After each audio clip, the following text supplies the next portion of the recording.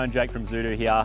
If you've ever been to visit us before, you've likely been greeted by Shelly, our Australian Shelduck. She is one of our most intense animals, I would say. Everyone remembers meeting her. Some people love her, some people are terrified of her, but everyone remembers her. Shelly thinks she runs the place. She's usually hanging down around near the shop, so she is the first one that you see when you come in. She's got a very strong personality. She is currently our only Shelduck. They are native down here to Tasmania. She is fearless and she loves hanging out with people.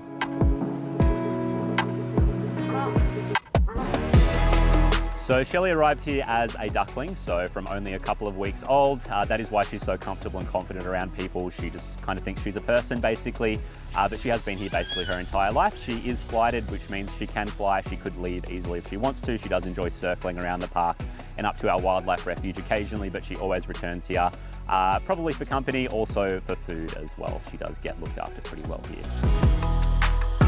Shelly, she's a sass queen with an attitude. She will follow you around. She'll put you in your place if you don't listen to her, and she definitely lets everyone know she's in charge of the zoo. Shelly was part of a group of ducklings that arrived. She did have siblings. Those other ducks have all moved on, but Shelly has stayed here with us. Like I said, got a pretty easy life here. No reason for her to leave. Shelducks do live in pairs generally in the wild. We do have wild ones hanging around the park here. We have a few pairs that live up in our top paddocks. We do have a few single males that like to come down into the park and visit Shelly from time to time.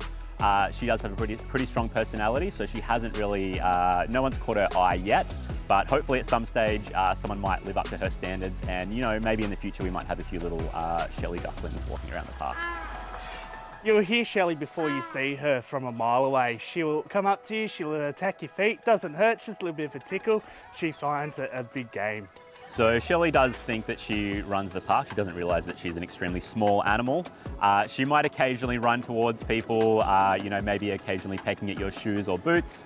She can't do any damage, and once she realises that she's not intimidating to people, then she generally loses that confidence and just goes about her day and does other things.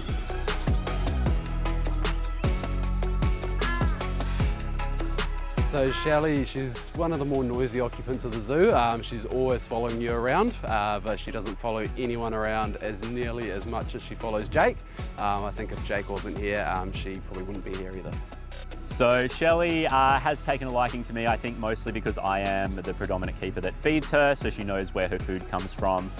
So she does tend to follow me around the park, whether that be out in the paddocks, down in the macropod paddock, or even into the shop occasionally. Yeah, wherever I am generally is where you'll find Shelly.